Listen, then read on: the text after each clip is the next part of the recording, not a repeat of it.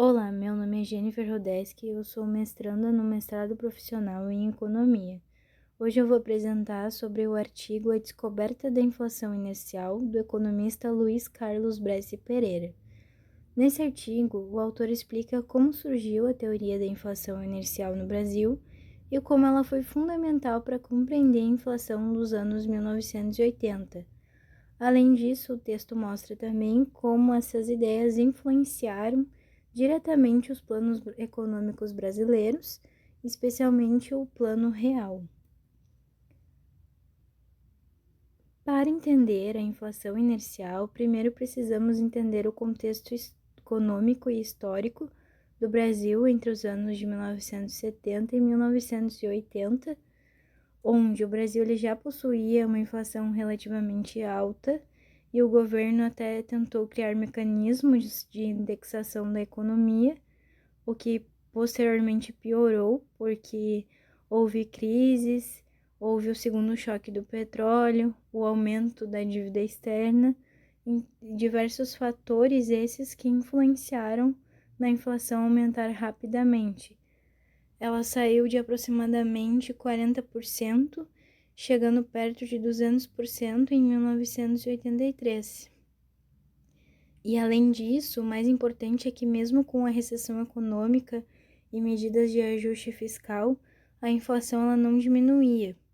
E isso começou a mostrar que existia algo diferente acontecendo na economia brasileira. Não era apenas uma inflação de demanda. O principal questionamento do artigo é justamente esse: por que a inflação ela continuava alta mesmo quando a economia estava em crise? As teorias tradicionais até tentaram responder, como a monetarista, a keynesiana, afirmando que a inflação ela ocorria principalmente pelo excesso da demanda ou pelo aumento da quantidade de moeda. Mas, no Brasil, isso não explicava completamente a realidade. Mesmo com o desemprego, a recessão e as políticas econômicas, os preços continuavam aumentando. Então, o Bresser Pereira e outros economistas perceberam que a inflação brasileira ela possui um componente inercial, ou seja, ela continuava acontecendo por causa da própria inflação passada. E o que é a inflação inercial?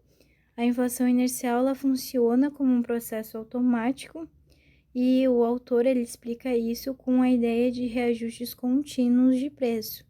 Por exemplo, se uma empresa aumenta seu preço porque seus custos aumentaram anteriormente, outra empresa fará o mesmo e assim sucessivamente. Então, os reajustes eles passam a acontecer diariamente dentro da economia. E as empresas elas reajustavam os preços para manter os seus lucros e os trabalhadores buscavam reajustar os salários para não perder o poder de compra. Assim, todos os agentes econômicos utilizavam essa inflação passada como referência para novos ajustes, e isso criava uma indexação generalizada. Por isso, o autor afirma que a inflação passou a ser autônoma da demanda, ou seja, ela continuava acontecendo mesmo sem crescimento econômico. Para o Bresser Pereira, a inflação inercial ela estava relacionada a um conflito distributivo da economia, ou seja, cada grupo econômico tentava preservar sua participação na renda nacional. As empresas queriam manter seus lucros, os trabalhadores queriam manter seus salários reais, o governo também reajustava as tarifas e contratos, então, de certa forma, todos reajustavam os preços de forma sucessiva.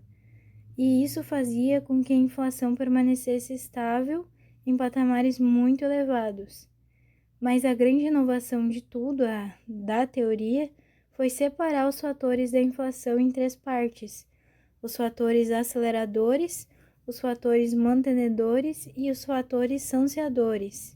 Os mantenedores eram justamente os mecanismos de indexação e reajustes automáticos que sustentavam a inflação. Como as políticas tradicionais elas não estavam funcionando, surgiu a proposta do chamado choque heterodoxo. A ideia central era combater diretamente a inflação inercial através do congelamento de preços e salários. O objetivo era interromper os reajustes automáticos da economia.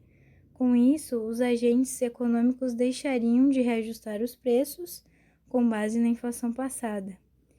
Essa proposta ela foi utilizada no Plano Cruzado também, e o Francisco Lopes foi um dos economistas que mais defendeu essa estratégia. Porém, esse plano ele acabou fracassando porque não conseguiu resolver completamente os problemas fiscais e cambiais do país. Uma outra proposta importante apresentada no artigo para combater a inflação inercial foi a ideia da moeda indexada, desenvolvida por André Lara Rezende e Pércio Arida. Essa proposta ela consistia em criar, de forma temporária, uma nova unidade monetária que conviveria com a moeda antiga, ou seja, seria a convivência de duas moedas. E isso permitiria reorganizar os preços relativos da economia sem a necessidade de um congelamento de preços de forma brusca.